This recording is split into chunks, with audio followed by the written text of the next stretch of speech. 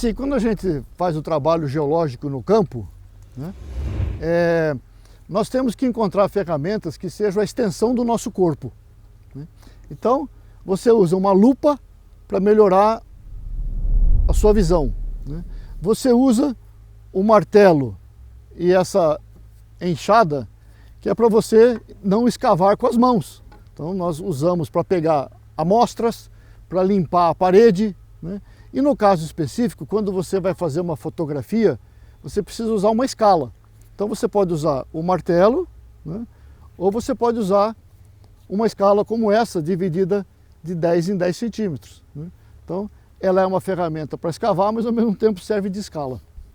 Essa aqui é meu pai. Eu comprei a enxada e ele trocou o cabo e depois ele pintou, né, para eu poder ter essa ferramenta. E agora que ele já se foi, eu venho para o campo e falo: vamos, pai! E ele está aqui comigo.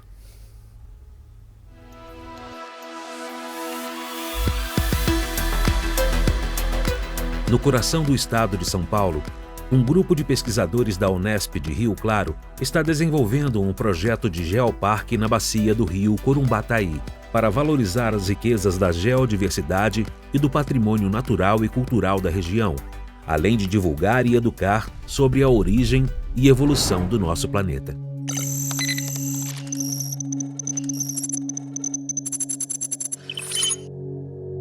Aqui está a cidade do Rio Claro, do outro lado para ver o material da cerâmica.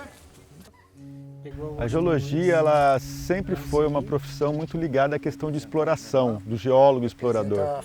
Essa nova geração, com esse novo conceito de geodiversidade, esse novo olhar para a geodiversidade, agora está olhando o planeta não somente como um produtor de bens minerais, mas também como uma área que precisa ser desenvolvida, conservada, né, e para gerações futuras esse patrimônio geológico.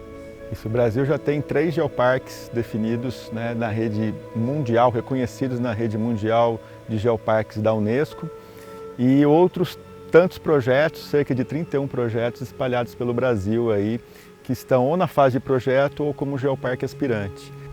O Geoparque Corumbataí ele é um dos únicos geoparques, projetos que nós temos que o limite é uma bacia hidrográfica e que remonta lá de um projeto de pesquisa da professora Maricelma Zaini. E hoje, junto com o professor Alexandre Perinotto, o professor José Eduardo Zaini e o geólogo André Colha, tem liderado esse trabalho para reconhecimento desse território, dessa bacia hidrográfica como um geoparque na rede mundial de geoparques da Unesco. A poucos quilômetros da cidade de Ipeúna, visitamos um encontro frontal entre os rios Cabeça e Passa Cinco, para formar um afluente do rio Corumbataí. É um fenômeno hidrológico e geológico muito particular, que se origina devido a fraturas na crosta da terra que capturam os cursos de água, além da ocorrência de um dique de diabásio, rocha magmática que se relaciona com a formação Serra Geral. Nós estamos no encontro das águas do rio Cabeças e do rio Passa Cinco. Esses rios fazem parte da bacia do rio Corumbataí, são afluentes. As nascentes são aqui próximas e eles têm aqui um fenômeno geológico interessante, hidrológico e fluvial interessante, porque os rios aqui, normalmente quando se encontram na forma de um Y. E no entanto aqui, um rio encontra o outro 180 graus. E ao se encontrarem, eles romperam fraturas na rocha que tem aqui e saem a 90 graus.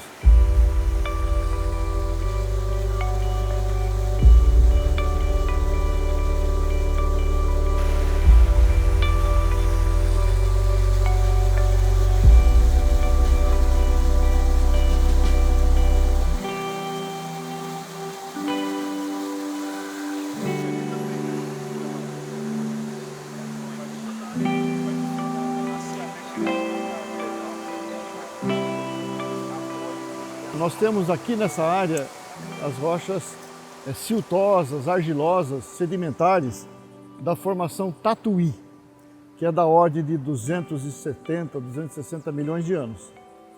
E cortando essas rochas, nós temos dessas rochas magmáticas, genericamente chamadas vulcânicas, de um magma que penetrou essas rochas há mais ou menos 120 milhões de anos atrás e cortou essas rochas, seja da forma discordante, formando os diques, seja na forma concordante, formando as soleiras.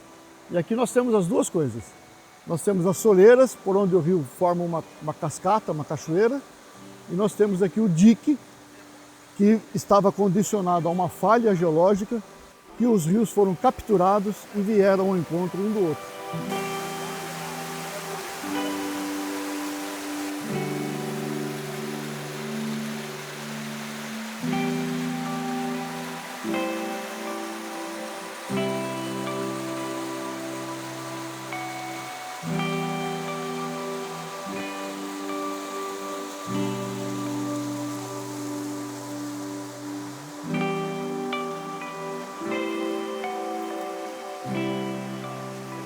Esses dois rios, por exemplo, desaguam no Corumbataí, o Corumbataí vai desaguar no Piracicaba, o Piracicaba vai desaguar no Tietê, o Tietê vai desaguar no Paraná, o Paraná desce sul, recebe o Paranapanema, recebe os rios do Rio Grande do Sul, os rios do Uruguai, juntam e formam o Rio da Prata. Ou seja, um sedimento que está aqui, se ele percorrer todo esse caminho, um dia ele vai chegar no estuário do Prata.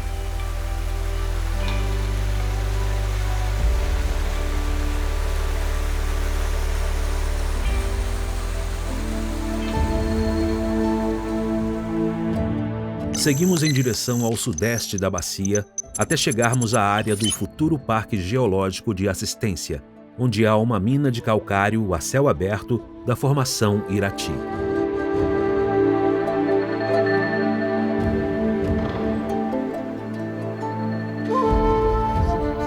Nós estamos no distrito de Assistência, que é um distrito rural de Rio Claro, e aqui é um empreendimento mineiro que tem nessa área aqui extração de calcário. Esse lugar particularmente é importante, que ele é uma das explorações de calcário realizada no Brasil. Ele tem uma importância internacional, né? Junto a esses calcários, que é o banco basal que nós vimos, existe uma intercalação de camadas claras, camadas escuras, em que a camada clara é o calcário está aqui, a camada escura são essas argilas muito ricas em matéria orgânica, que nós chamamos de folhelho. E esse conjunto todo do calcário, mais essas intercalações, nós chamamos de membro assistência. A importância dele está porque é um registro do período permiano, da história da evolução da Terra, em que nós encontramos aqui esses fósseis característicos, né? Esses fósseis chamados genericamente de mesossaurídeos, e esses fósseis são encontrados aqui e são encontrados na bacia do Karoo, na África, né? Separadas hoje pelo Oceano Atlântico, né? Com milhares de quilômetros de distância. Quando começaram a ver as teorias, principalmente de Alfred Wegener, que ele propõe, né, a deriva continental, esses fósseis foram utilizados como evidência de que um dia esses continentes estiveram unidos. Numerosos fósseis de animais que viviam em ambiente costeiro são encontrados nessas rochas. A sua descoberta permite-nos imaginar como era essa região naquela época.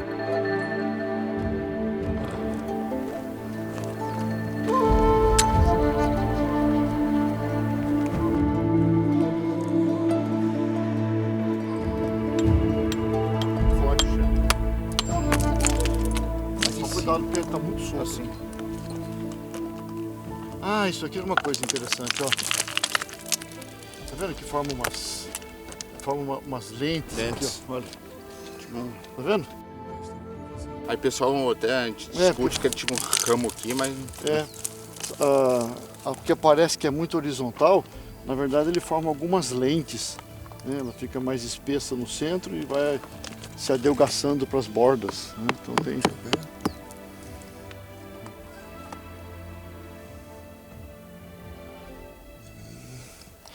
Isso é uma característica sedimentar, uma característica da origem da...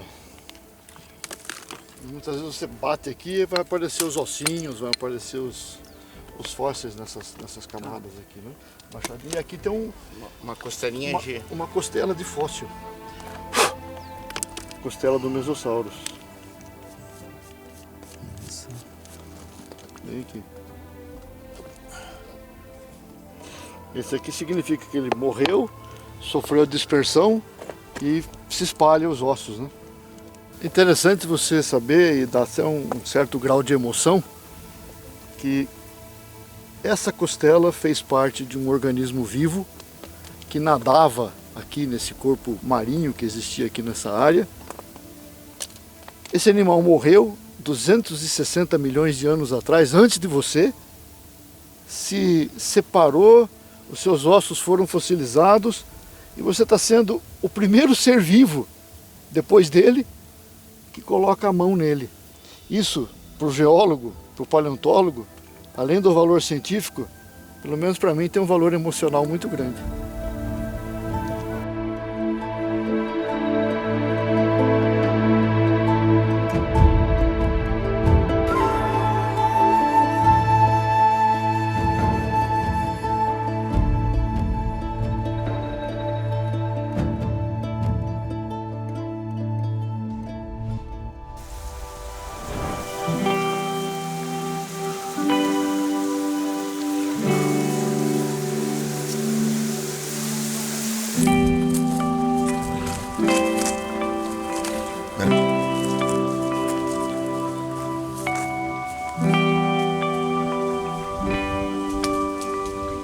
Aqui a gente está numa caieira e aqui ao nosso lado tem esse lago onde era feita a extração de rocha que alimentava essa caieira.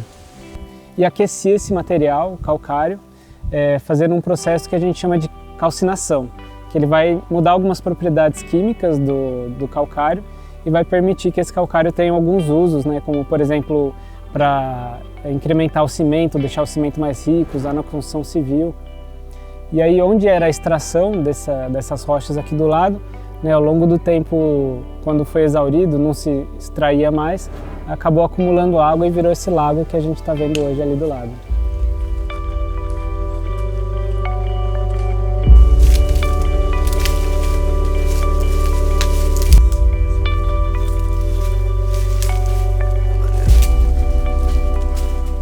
É a mesma unidade da formação Irati que a gente viu na pedreira. A diferença é que nas pedreiras atuais, que elas começaram a ser exploradas lá pela década de 60 e continuam sendo exploradas até hoje, aquele calcário ele é simplesmente moído, ele não é esquentado, e esse pó de calcário que se retira das minerações é utilizado na agricultura para a correção do pH do solo, aumentando a produtividade agrícola das terras. Já o calcário que foi extraído daqui, ele era aquecido nesses fornos e aí ele tinha outros usos. E essa caieira aqui, ela é mais antiga, né? Mas ela é mais antiga do que as minerações de calcário para agricultura que a gente tem no Distrito de Assistência hoje.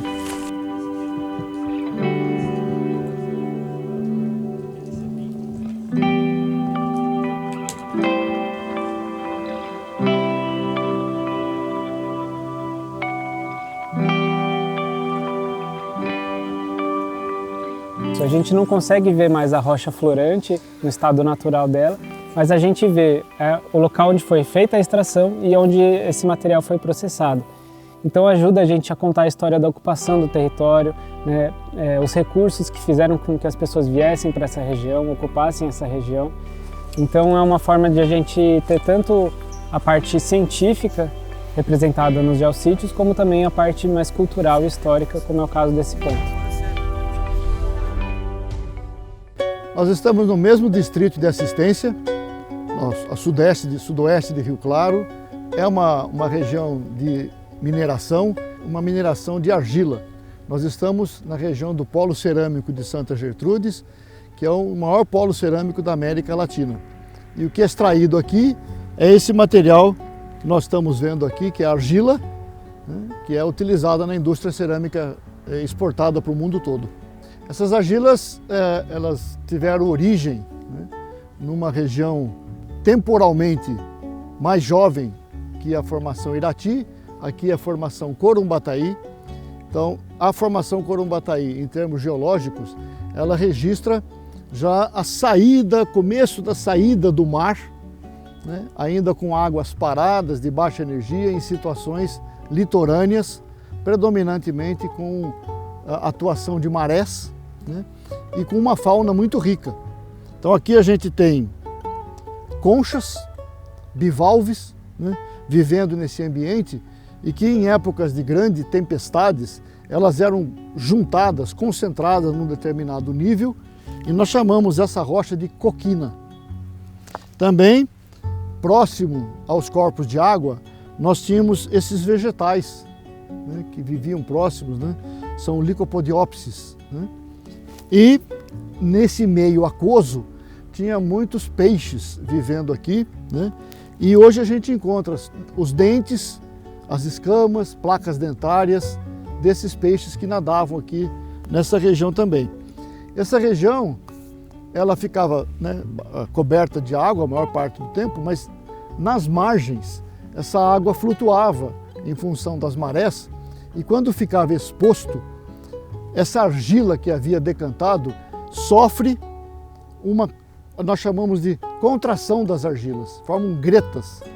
E essas gretas acabam ficando preservadas na rocha, né, o que nos dá um indício de que esse ambiente ficava ora coberto de água, ora ficava exposto.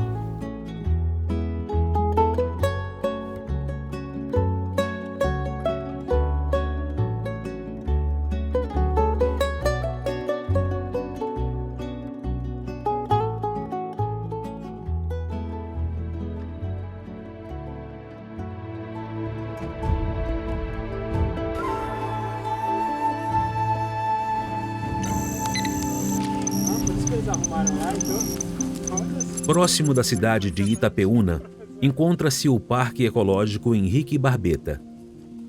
É uma área de lazer, com pequena queda denominada Salto do Nhotim, que expõe rochas sedimentares de mais de 250 milhões de anos da formação Corumbataí.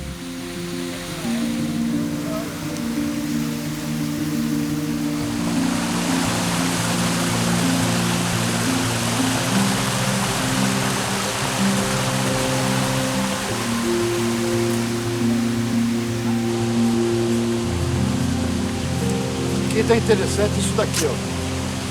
Quando você olha aqui, você vê as marcas de uma corrente. Tá vendo? Ela está vindo de um lado só. Mas quando vem aqui, a gente chama de marca de interferência. Tem uma corrente num sentido, tem uma outra corrente que corta quase 90 graus. Isso é indicativo de atuação de maré.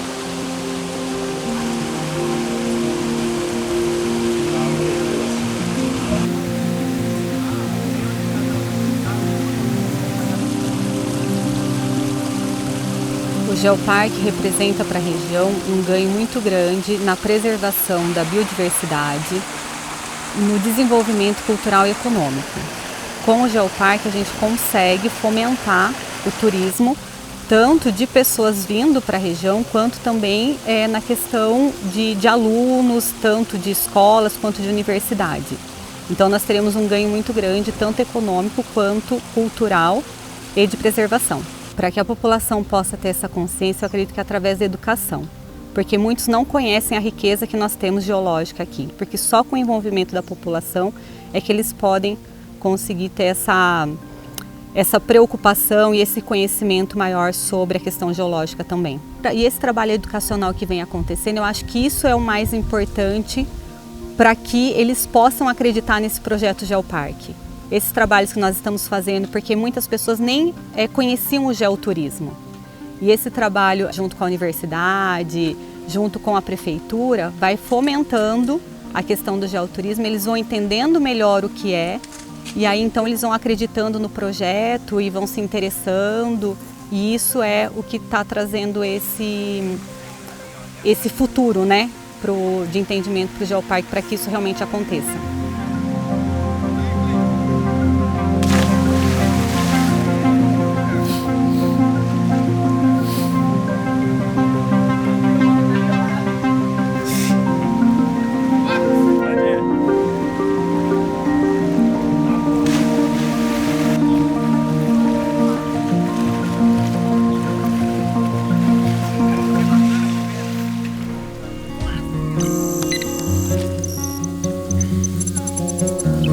Chegamos ao geossítio Trilha do Cabrito, onde se pode observar uma formação arenítica, com grande capacidade de retenção e armazenamento de água, semelhante a uma esponja, chamada Formação Piramboia.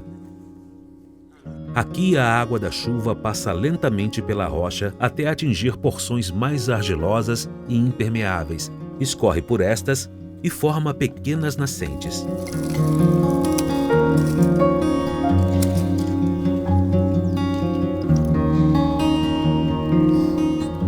Essa é uma formação geológica denominada Formação Piramboia. Ela é da era Mesozoica e tem estruturas. Ela é composta por arenitos, dominantemente arenitos, né? A rocha composta por grãos de areia, e esses grãos de areia foram depositados a partir de correntes de água ou eventualmente de vento mesmo, né? E essas estruturas inclinadas aqui, essas listras inclinadas aqui, são os registros dessas estruturas que nós denominamos de estratificação cruzada. Então são registros desse processo de deposição e transporte da areia, como se fossem dunas subaquáticas, e eventualmente tem também algumas porções que têm influência do vento nessa unidade. Tá? Então essa unidade está abaixo da formação Botucatu, e nós vamos encontrar algumas variações dela, né, descendo aqui na Trilha do Cabrito em Ipeúna. Essas linhas ajudam a gente a interpretar direções de fluxo, seja o fluxo de água ou de vento. Em cada época predominava um fluxo por uma direção. Então num rio, por exemplo, as dunas, elas se formam sempre com uma inclinação para um determinado lado. Então quando a gente vê esse caimento das linhas para cá, a gente faz um diagrama que interpreta a direção da água nesse caso. Conforme a gente vai subindo, a gente pode pegar rios que corriam para outras direções. Aí nesse caso, as linhas que estavam caindo para cá, elas podem aparecer caindo para os outros lados. Por isso que a gente chama de estratificação cruzada. Ora ela está para cá, ora está para lá.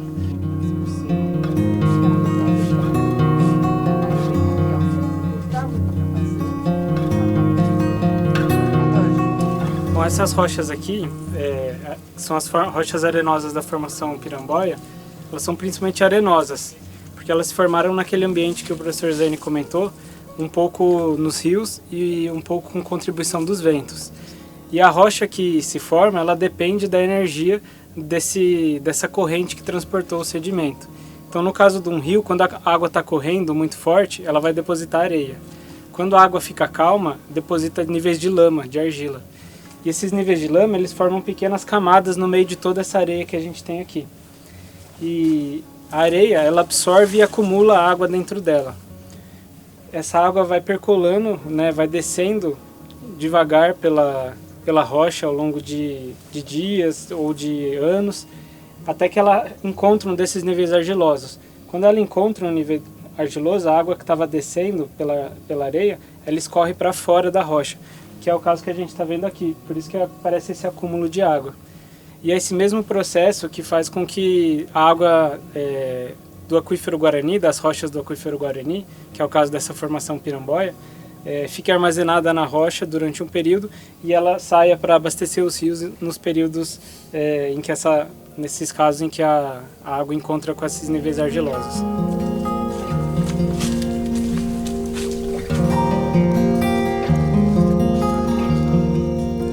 As nascentes que aqui se desenvolvem fazem parte do aquífero Guarani.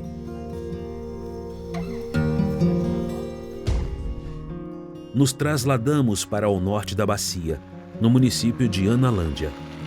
Aqui a erosão esculpiu uma paisagem maravilhosa. A separação dos continentes, há aproximadamente 120 milhões de anos, provocou uma grande atividade magmática, evidenciada por expressivo derramamento de lava na superfície da Terra e que cobriu grande parte do sul do Brasil, Paraguai, norte da Argentina e Uruguai. Desde então, a erosão promovida pelo vento e pela água vem desgastando as rochas magmáticas basálticas, que no passado geológico cobriram um antigo deserto da formação Botucatu. Nós estamos aqui no município de Analândia, no Morro do Camelo. Aqui ao fundo é uma formação geológica que pela sua forma é denominada Morro do Camelo. Também da formação Botucatu. Tinha uma camada de rocha mais resistente no alto, como é essa aqui que nós estamos aqui, como se fossem colunas de basalto, né, que tem essa forma prismática. São rochas pretas, cristalinas, né, são rochas ígneas. Sobre esses arenitos, esse solo arenoso, ele é um solo que tem, tanto o solo como a rocha, tem muitos vazios entre os grãos, então permite muito a infiltração de água. Então é uma área de ocorrência das rochas do aquífero Guarani e é uma área de recarga, denominamos de recarga desse aquífero Guarani. Então ele vai abastecer esse aquífero tanto para dentro do estado de São Paulo, como é muito importante para abastecer as nascentes. E aqui nós estamos nas cabeceiras dos afluentes que formam o rio Corumbataí. O Morro do Cuscuzeiro tornou-se um ícone da escalada brasileira. Enormes paredes verticais de vários graus de dificuldade, além de trilhas e cachoeiras, atraem um grande número de visitantes que desenvolvem o turismo de aventura em meio à natureza exuberante. Aqui a gente está no Morro do Cuscuzeiro, que é um dos geossítios do território do Geoparque Corumbataí, mas é um ponto muito visitado e é um símbolo do município de Analândia. Essa é uma rocha, é o arenito, né, uma rocha formada por grãos de areia. É a unidade que a gente chama de formação Botucatu. Ela é uma rocha que começou a se formar lá por 150 milhões de anos atrás, na época em que aqui era um deserto. Então essas areias que a gente vê lá são as areias de antigas dunas do deserto que existia aqui há 150 milhões de anos. E essa rocha, esse deserto, ele continuou se desenvolvendo por algumas dezenas de milhões de anos, até que por volta de 130, 120 milhões de anos, foi quando teve o rompimento do continente que separou o Brasil e a África, e esse deserto, essas rochas de arenito que estavam sendo formadas, foram cobertas por toda essa quantidade de lava que veio, que formou depois os basaltos da formação Serra Geral.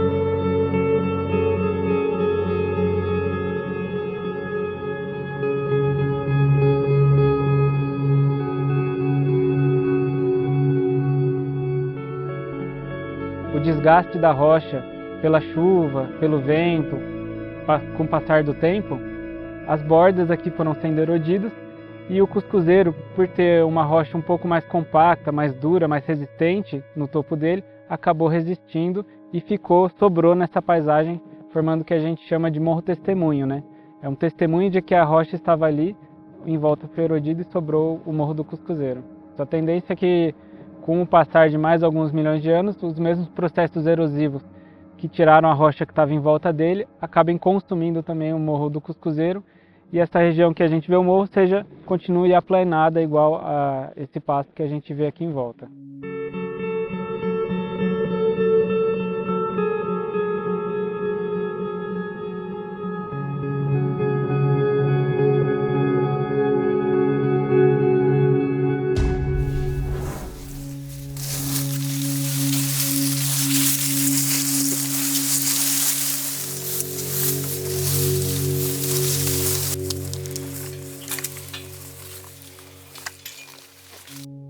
Seguimos em direção à cidade de Itirapina, onde observamos a ação da erosão e consequente desagregação de rochas areníticas pertencentes à formação Botucatu, dando origem a cavernas que se formaram pela erosão subterrânea ao longo de milhões de anos.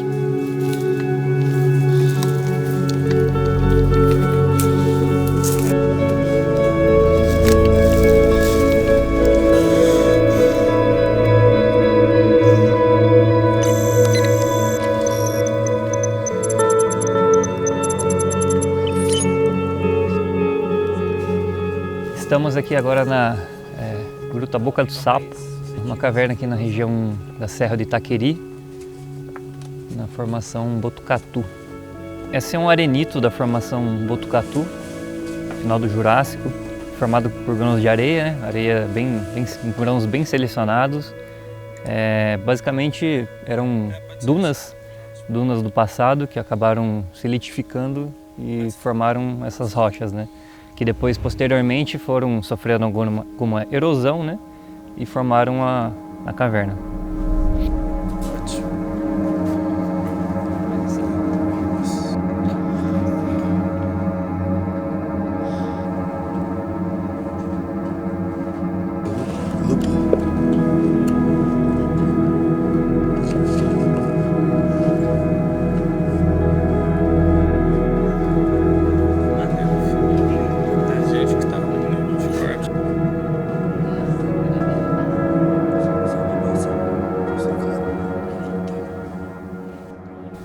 Bom, basicamente no arenito a principal forma de erosão é a erosão mecânica, né?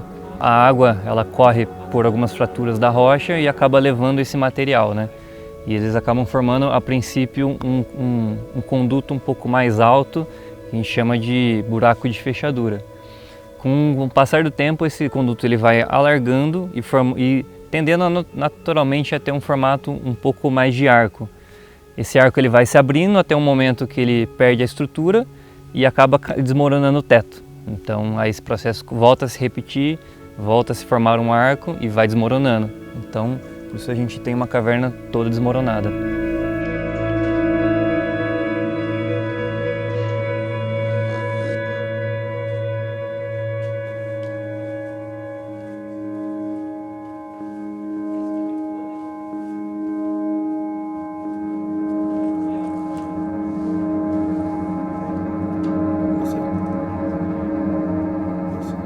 Aproximadamente 5 km daqui, de um raio de 5 km, a gente tem mais ou menos umas 15 cavernas muito bacanas que contam bastante sobre essa formação dessas rochas aqui e toda a evolução do relevo regional.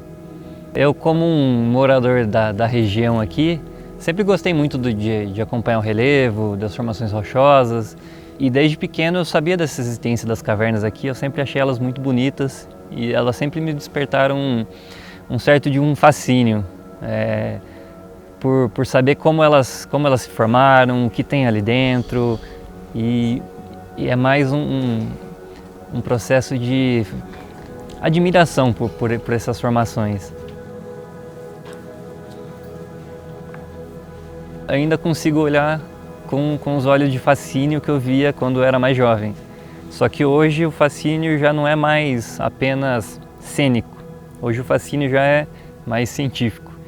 É com base em entender todo o processo de formação, entender que aquilo ali não está ali por acaso, que teve todo um processo muito complexo na formação daquilo, e entender isso acaba dando um fascínio maior, né? A gente tende a respeitar coisas que a gente entende, e no caso das cavernas comigo é assim. Hoje eu admiro muito mais elas por saber de toda a complexidade que elas são e o quão importantes elas são para o ambiente.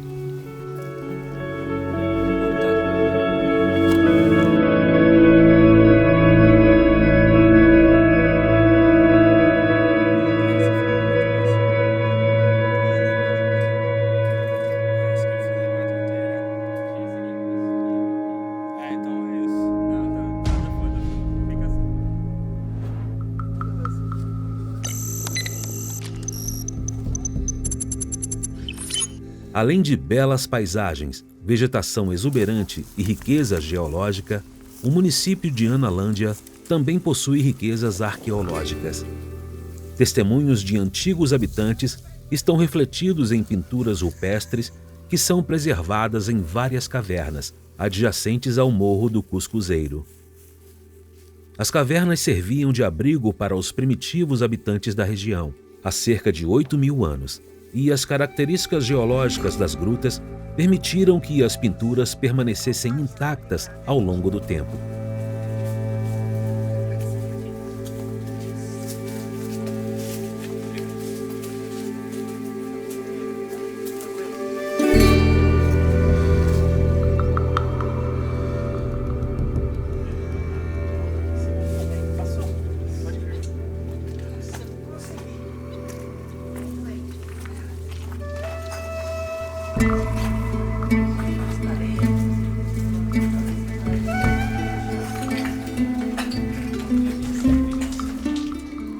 Nós estamos na Gruta do Índio, fica situada no município de Analândia.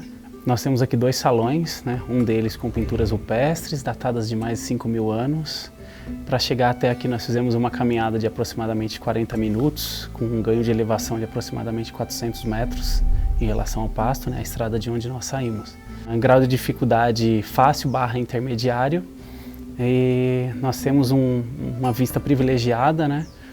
Com certeza. O local que nós estamos também é muito rico, né? Com uma vegetação em transição de Mata Atlântica e cerrado. Entre essa gruta e a Gruta Nossa Senhora de Lourdes, nós temos aproximadamente 4 quilômetros de cuesta, né?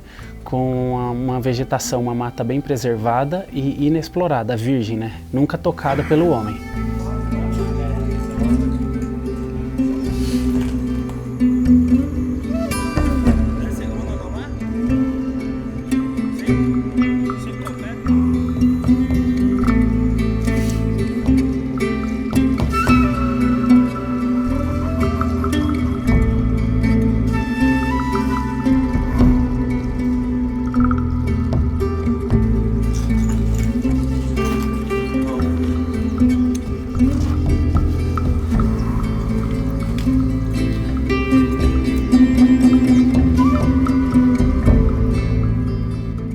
Quando você se aventura em uma trilha, por exemplo, é muito importante que você ao menos se informe sobre a região, sobre animais peçonhentos ou os animais que você tem na região, o tipo de vegetação.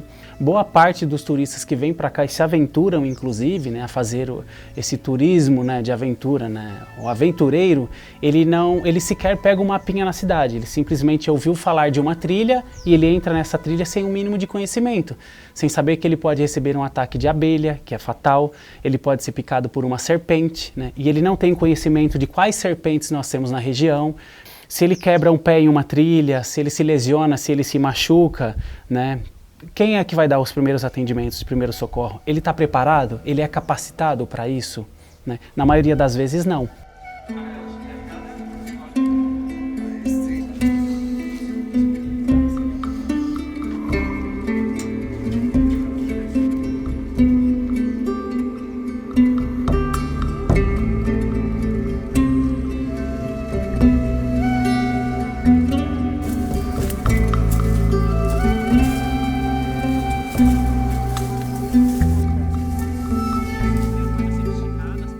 Quando o proprietário ele fecha e ele se nega, né, a liberar o acesso, as pessoas continuam entrando de forma ilegal. Então seria até uma forma de amenizar isso, né? Porque quando você diz não pode, ele vai continuar cortando sua cerca, ele vai continuar invadindo, ele vai continuar degradando o meio ambiente, ele vai continuar sujando, ele vai continuar destruindo. E quando você tem, né, a liberação, né, o acesso controlado, né, o turista paga um valor, né, acessível, né, de acesso, e parte inclusive desse dinheiro, desse valor arrecadado, ele é revertido em manutenção, né, e para conservação e preservação ali do espaço, né. Nós vamos ter o proprietário feliz, o turista feliz com uma experiência bacana, legal, agradável, que esse é o intuito, né, e o comércio fluindo, tudo fluindo em harmonia.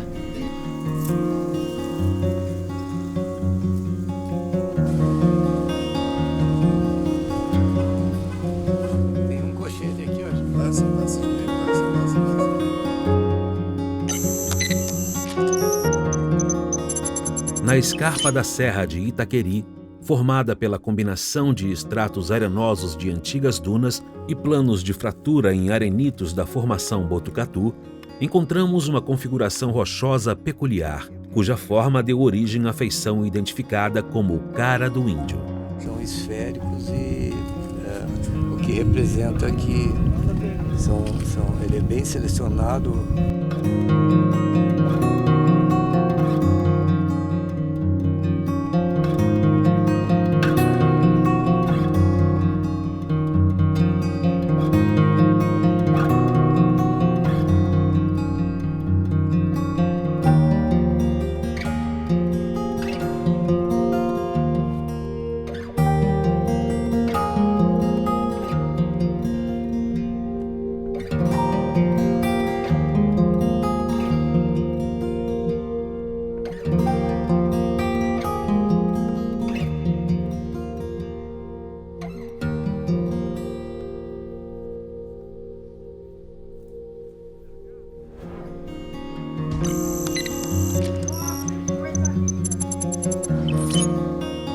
Um dos principais motivos para a criação do Geoparque Corumbataí é valorizar o patrimônio geológico da região, motivando a participação e fortalecendo o sentimento de pertencimento dos seus habitantes. Por isso, a equipe da Unesp, que desenvolve o projeto, dedica grande parte de seu tempo à divulgação, interagindo com diversos agentes da sociedade, principalmente com os jovens, a fim de ensinar e valorizar as riquezas naturais da região, estimulando seu papel em proteger a natureza com o rico patrimônio geológico, aliado ao patrimônio cultural, além de incentivar o uso sustentável dos recursos. Então, já disse que semana passada falou aqui sobre a Serra do Itaquí. E vocês estão rodeados de serra aqui, não é?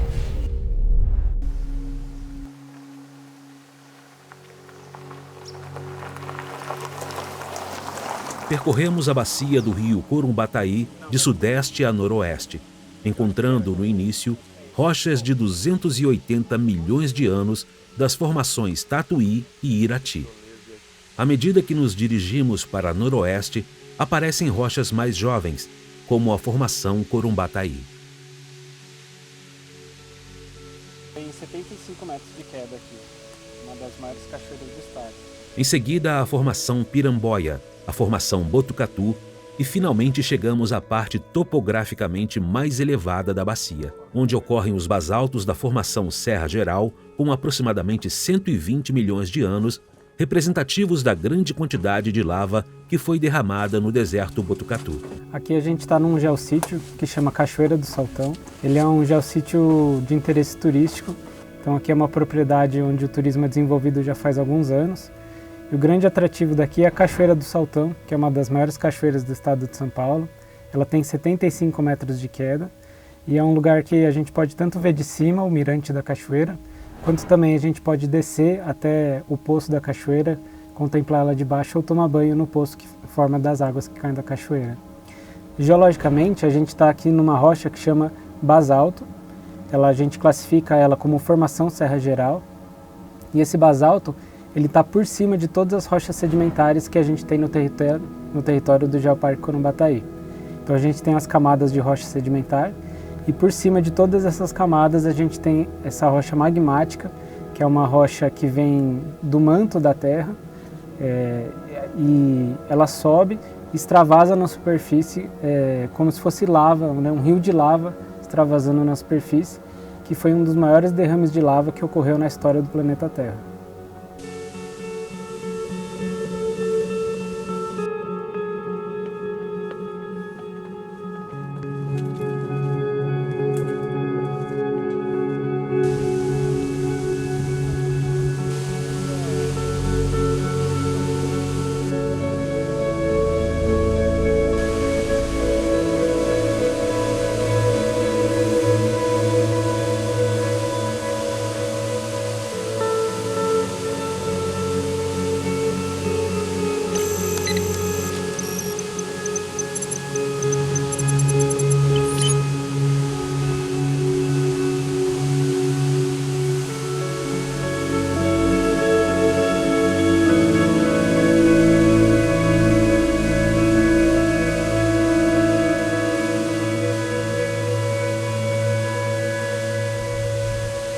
acontece? Ocorreu aqui na América do Sul há cerca de 120, 130 milhões de anos.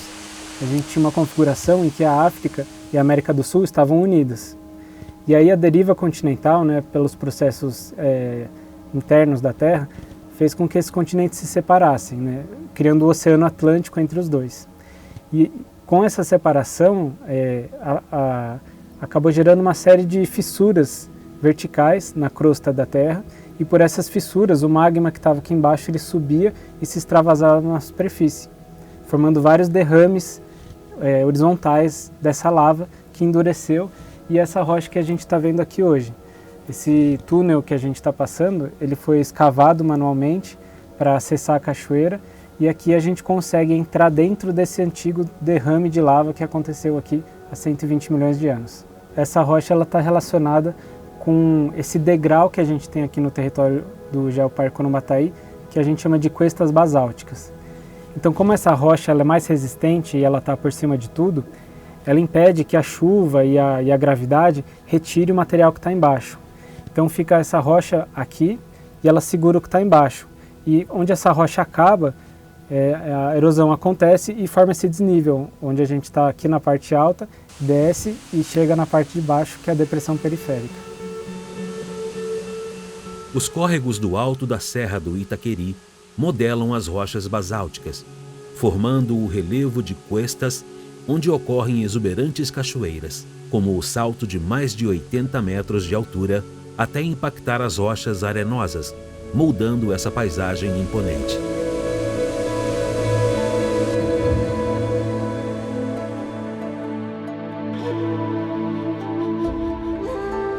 Então, se tivesse nesse lugar há 300 milhões de anos atrás, nós estaríamos aqui numa geleira. Essa glaciação ela cede lugar a uma ambientação marinha. Marinho mais raso, marinho mais profundo, marinho mais fechado. Depois esse marinho dá lugar à situação costeiras, litorâneas, ora dominado por maré, ora um domínio um pouquinho mais de rio.